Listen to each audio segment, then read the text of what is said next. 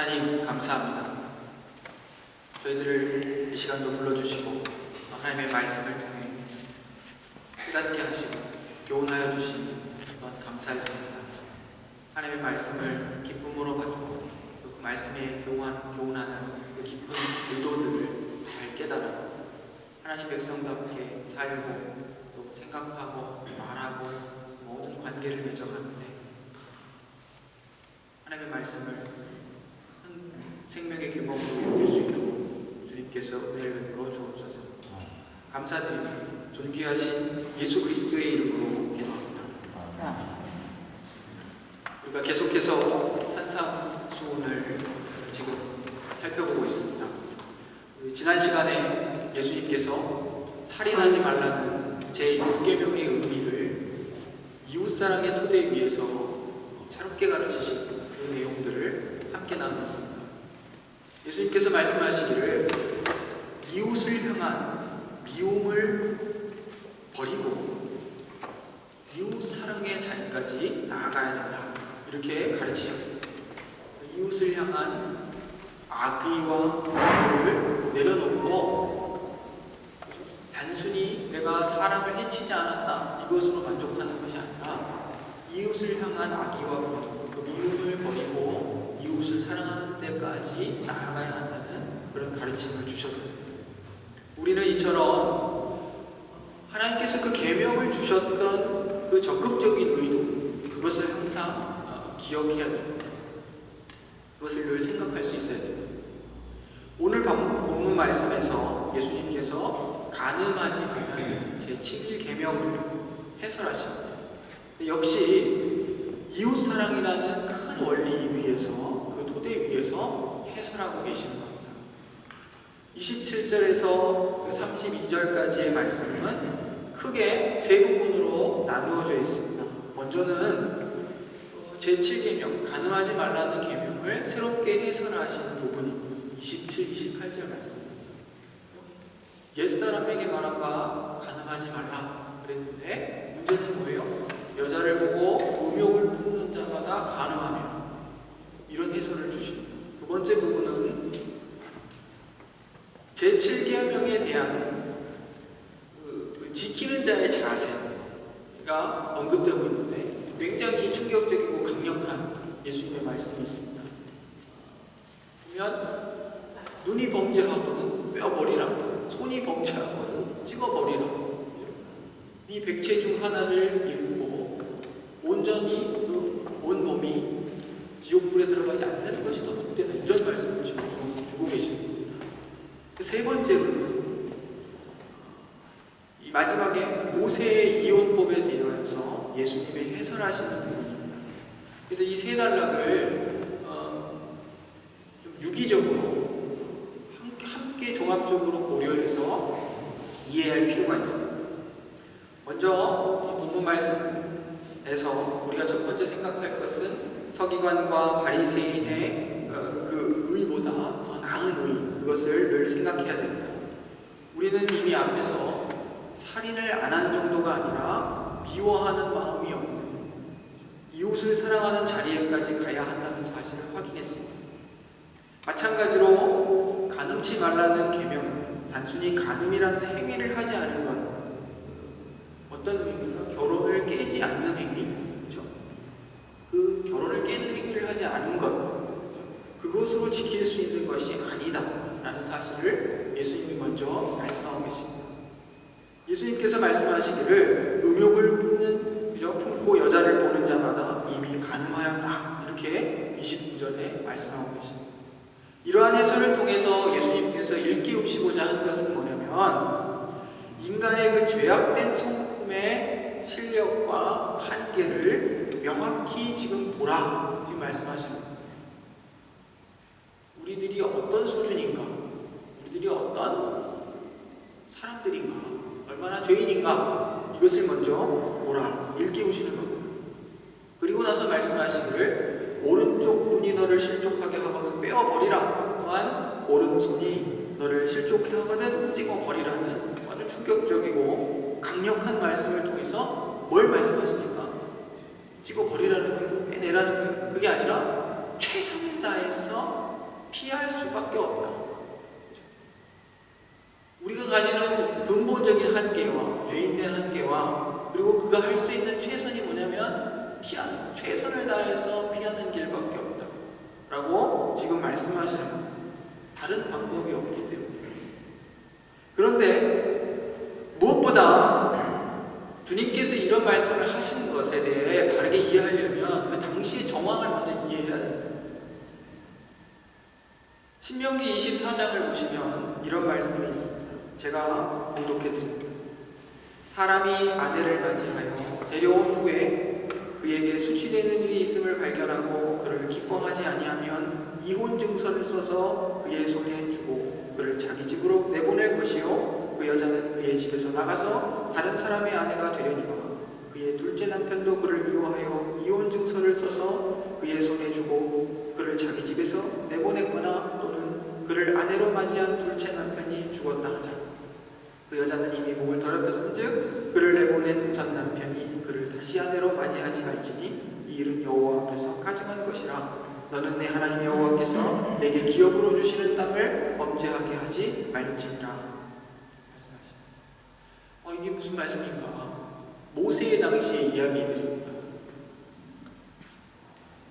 우리가 무엇을 생각해야 되냐면 당시의 유대인들은 누구든지 아내를 버리려거든 이혼 증서를 써서 줄 것이라 하는 이 신명기 24장의 말씀을 근거로 이혼 증서를 써서 아내를 버리는 일이 많았다는 겁니다. 그게 문제입니다. 이러한 상황을 잘 아시는 주님은 누구든지 음행한 연고 없이 아내를 버리면 이는 그녀로 가늠하게 하는 것이고 또 누구든지 버림받은 여자에게 장가드는 자도 가늠한 것이다. 32절에 말씀하시는 겁니다. 유대인들이 이혼의 근거로 삼은 이 신명기 24장의 말씀,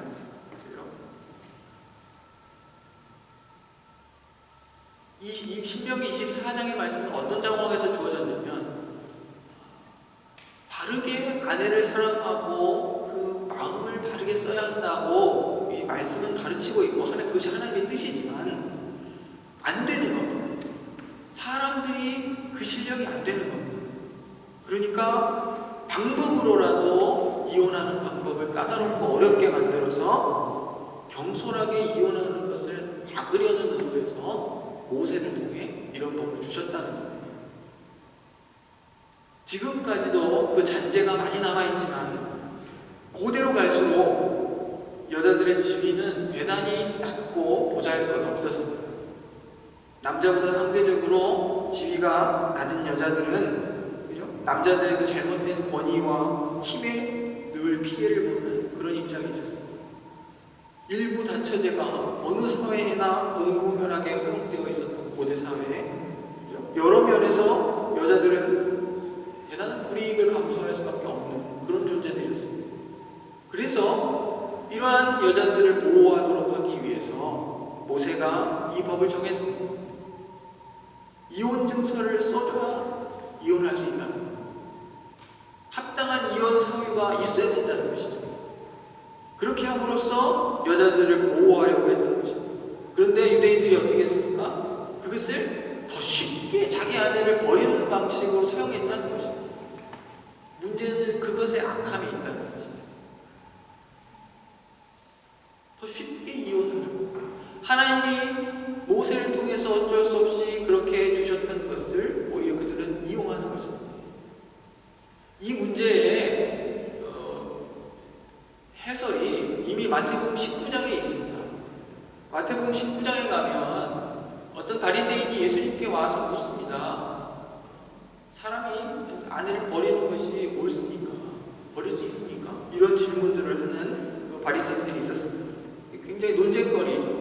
제가 마태복음 19장 3절로부터 소개하면 이렇습니다.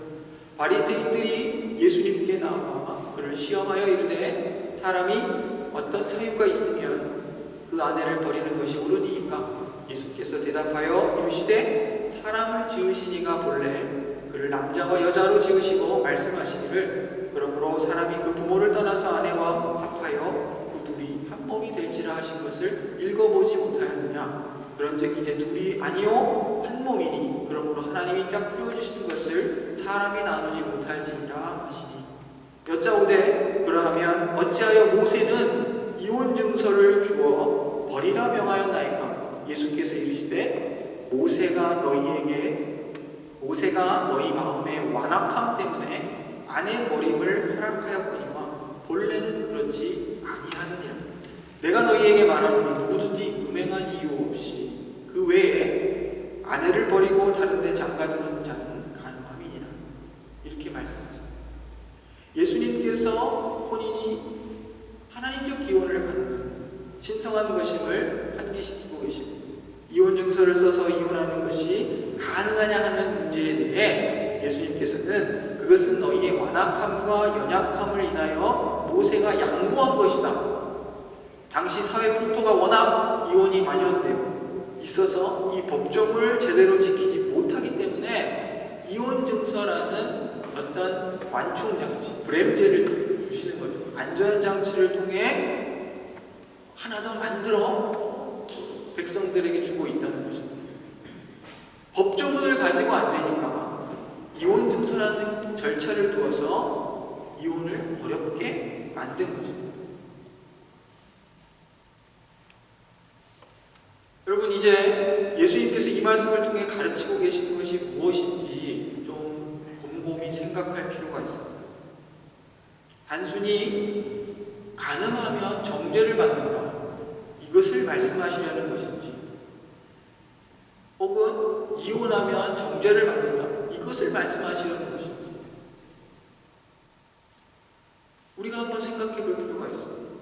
왜냐하면 예수님의 해설에 의하면 아무도 그 계명으로부터, 그 계명이 정죄하는 바로부터 자유로울 수 있는 사람이 없고, 우리의 최선이라고 해봐야 우리의 눈과 손을 날마다 찍어내버리는 일들의 반복이기 때문에 주님은 우리를 소극적이고 수동적인 면에서, 그런 소극적이고 수동적인 계명 준수의 차원에서 보다 근원적이고 적극적인 계명 준수의 자리로 이끌고 계십니다. 주님은 묻고 계십니다. 우리가 가장 가까운 이웃인 내 살 중에 살이요 뼈 중에 뼈인 아내와 남편 사이를 정말로 그렇게 귀중하고 소중하게 생각하고 사는가? 아니면 그 관계조차도 이해 관계로 보지 않느냐? 간음죄가 살인의 죄에 비하여서 질적으로 죄질이 안 좋은 것은요, 그런 해석들을 합니다. 살인이나 이런 것은 다른 사람에게 내가 악의를 품고 해를 끼치고 폭력을 행사하는 것이죠. 그런데 간음죄의 경우에는 이런 해설들을 합니다. 보통 그 살인의 죄나 폭력의 죄들은 내가 나쁜 마음을 가지고 상대방에게 해를 끼치고 상처를 입히거나 그것으로 그칠 때가 있습니다.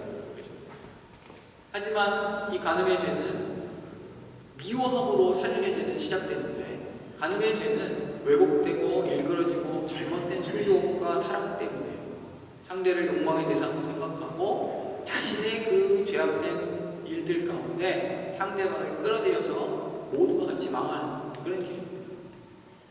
그런 차원에서 어떤 죄질이 좀 나쁜 것으로 해설되어지죠. 그런데 그것을 넘어서서 더 근본적으로 생각하는 것이 뭐냐면, 사람이 사람을 욕망의 대상으로 수단으로서 생각한다는 것입니다. 특히 고대 사회에서는 여인들이 소유와 같은 거예요. 남성들의 소유와 같은 거예요. 버려지는 것입니다. 여러분, 굉장히 심각한 일들이 고대 사회에서는 많았습니다. 아마 독일 사회에서도 여성들이 지금과 같은 사회적 지위를 갖게 된 건 100년, 50년 채 안 됐어요. 그런데 성경은 근본적인 문제들을 제시하는 겁니다. 가장 기본적인 하나님께서 복 주신 부부의 관계, 그 관계를 어떻게, 어떤 정신을 가지고 지켜낼 것인가, 그것을 설명하고 계신다는 겁니다. 우리가 얼마나 사랑의 실력이 없냐면 뭐냐면, 여러분, 부부는요, 내가 사랑하고 내가 선택하고 결혼한 그런 대상이거든요. 누가 억지로 짝지어준 거 아니지 않습니까?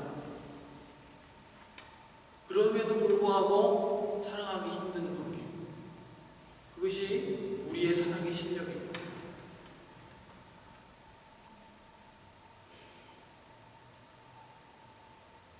하나님을 사랑한다면 이웃을 사랑해야 하고, 사랑하는 그 첫 번째 이웃이 바로 아내와 남편이라는 것입니다. 이 문제를 해결하지 않고는 우리는 하나님을 사랑한다 말할 수 없는 것입니다.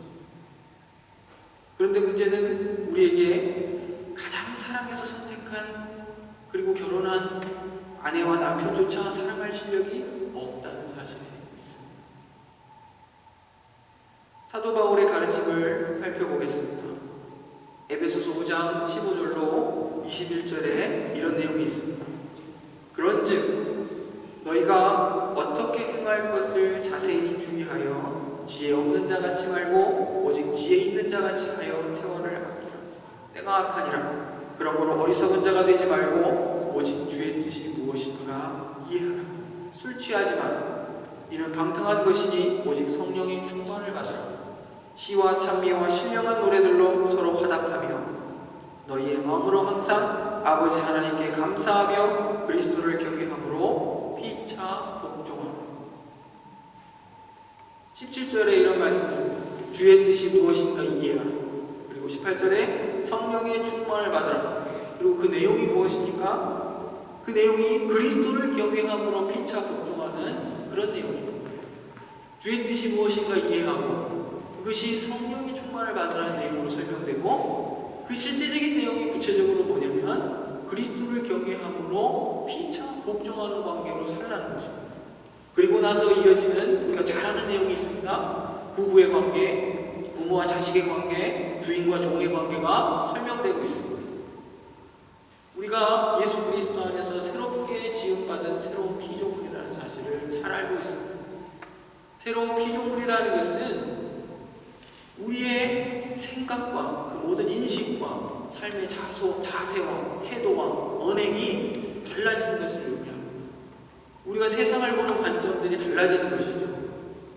예를 들면 고대 사회가 아무리 여성들이 차별을 당하고 마치 물건처럼 대접을 당하고 쉽게 버려지는 그런 악한 사회라 할지라도 그 사회 가운데 사는 하나님의 백성들은 무엇을 기억해야 됩니까? 짝지어주신 관계다.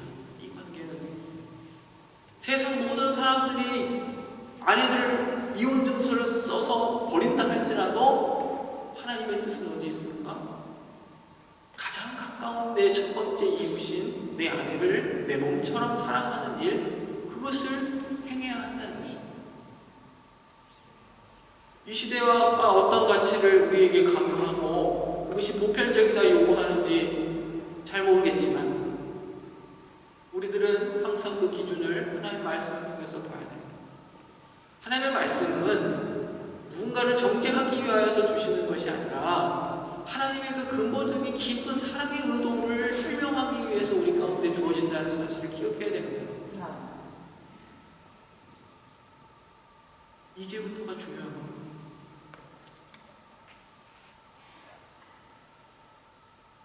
그리스도를 경외함으로 피차 복종하라 하는 말. 우리 모두가 그리스도를 필요로 하는 그러한 자들, 그리스도로 말미암아 구원을 얻은 자들이기 때문에 우리 모두가 하나님 앞에 죄인이고 똑같이 은혜가 필요한 자들입니다. 우리들 중 어느 누구도 상대방에 대한 우월감을 가지고 누군가에 의해 군림할 수 없고, 특히 자신의 이익을 위해서 다른 사람을 수단으로 삼을 수 없다는 사실을 명심해야 됩니다. 그리스도를 경외함으로 피차 복종해야 한다. 그리스도인이 된 가장 큰 특징은 겸손해지는 것입니다. 남을 나보다 낮게 여기는 것입니다. 너무나 많이 들은 말이라 감흥이 없으실 줄 모르지만 이 말이 우리에게 얼마나 무겁고 우리의 실력과 거리가 먼 이야기인지 잘 생각해 보시고, 나보다 남을 낮게 여긴다? 우리가 얼마나 그럴 수 있겠습니까? 우리 존재 자체가 그럴 수 없는 자들입니다. 그래서 세 가지의 예를 말씀드린 바와 같이 들고 있습니다. 사도 바울이 첫 번째, 남편과 아내의 관계, 부모 자식의 관계, 그 다음에 상전과 종의 관계. 질서상 상대적으로 지위가 높은 자에게는 사랑을 요구하고 있습니다. 사랑하라. 상대적으로 지위가 높은 자에게 있어서는 요구되는 것이 사랑입니다. 낮은 자리에 있는 자에게는 순종과 복종을 요구하고 있습니다. 이것은 높고 낮다는 의미가 아니에요. 남편이 질서상 윗자리에 있다는 것이 그가 꼭 높은 사람이라는 뜻이 아니라는 거예요. 왜냐하면 그것은 배역이 그렇다는 것입니다. 그러므로 중요한 것은 자기 배역을 하는 것. 각자의 배역. 아내와 남편에 대한 자기의 책임, 사랑의 책임. 그런 마음과 성품의 변화는 우리 생전에 이루기 힘든 그런 내용들입니다. 하지만 우리가 견디고 참아야 합니다. 책임을 가지고 그것을 감당해야 합니다. 부부된 본질이 여러분 사랑에 있지 않고 책임에 있다는 사실을 잘 기억하십시오.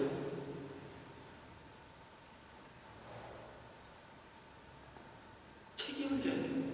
사랑에 앞서서. 가정을 지키고 남편을 지키고 아내를 지키는 일. 그것이 우리가 할 일입니다. 제가 왜 이 말씀을 드리는 줄 아십니까? 우리 본성은 죄 있는 본성이기 때문에 우리는 아무도 사랑하지 못합니다. 자기만을 사랑합니다.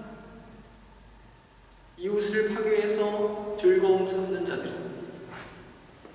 남이 나보다 잘난 꼴 못 보는 게 우리들입니다. 더 무서운 것은 이 죄가 얼마나 무서운지 자기 아내, 자기 남편, 자기 가정까지도 파괴할 수 있다는 사실. 이제 우리는 거기서 벗어나야 돼요. 우리는 하나님의 은혜를 입어 진리와 생명과 영원을 아는 자들입니다. 사랑과 덕과 아름다움을 소유하게 된 자들입니다. 그리스도인이 된 우리들의 책임이 가정입니다. 부부입니다. 그래서 서로 위해야 합니다. 서로 위해 주시고 좋은 말을 서로 하고 예수 믿었더니 달라졌다. 훌륭해졌더라. 이런 소리를 들을 수 있어야 됩니다. 예수를 잘 믿는다면 얘기하는 것과 같이 그리스도를 경외함으로 가정을 지킬 줄 알아요. 함께 신앙하고 예수 믿었더니 참 생각이 깊어졌구나. 이런 소리도 들을 수 있길 바랍니다. 성경 읽고 전도하고 봉사하고 기도하고 다 좋은 일입니다. 하지만 무엇을 해도 이러한 책임을 다하지 못한다면 하나님이 원하시는 바를 이루지 못하는 것일 수 있습니다. 제가 존경하는 스승께서 그런 말씀을 하십니다. 말 안 듣는 하나님의 자녀, 예를 드시기를 공부 열심히 하라고 학교 보내놨더니 구두 닦아서 돈 벌어가서 칭찬 들으며 한다는 것입니다. 부모의 뜻은 어디 있습니까? 공부 잘하는 그래서 학교 보내가. 그런데 부모의 말을 이해하지 못하는 자녀한테 내가 돈 벌어서 부모를 기쁘게 합니다. 우리는 예수 안에 새로운 피조물들이 이웃에 대한 우리의 인식을 새롭게 할 필요가 있습니다. 어느 누구든지 이해관계를 위해 그 대상을 수단으로 삼아서는 안 될 것입니다. 그리스도 안에서 피차 복종하라는 말씀을 항상 기억해야 될 것입니다.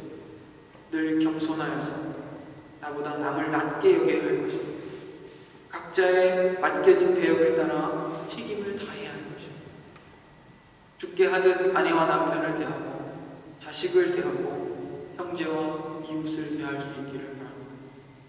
우리의 죄악된 성품이 이 우리의 사랑의 길을 방해하고 우리에게 실망을 주고 또 포기하고 싶은 마음을 갖게 하더라도 인내해야 됩니다.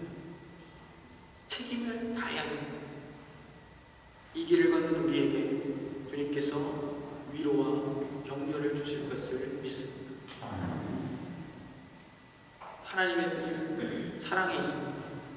이 사실을 늘 기억하십시오. 그래서 지금 현재의 자리에서 주님의 사랑을 이루는 그런 분들이 되실 수 있기를 간절히 소망합니다. 기도하겠습니다. 내가 사랑한다고 선택하고 결혼한 나의 아내와 남편조차 끝까지 사랑하지 못하는 저희들입니다. 우리의 죄악된 본성이 우리를 그렇게 이끌고 세상의 깜빡함이 우리를 그렇게 이끌지라도 주님, 우리의 신자된 책임을 잘 알아서 사랑의 책임을 다하는 자들 되게 인도하옵소서. 우리는 참 사랑이 없고 무능한 자들입니다. 하지만 하나님 사랑의 본질과 내용을 경험하고 지금 현재 누리고 있는 저희들입니다. 하나님께서 우리를 항상 새롭게 해주셔서 그리스도를 경외함으로 피차 복종하는 삶을 살도록 이끌어 주옵소서. 이를 위해 성령의 충만을 구합니다. 예수님의 이름으로 기도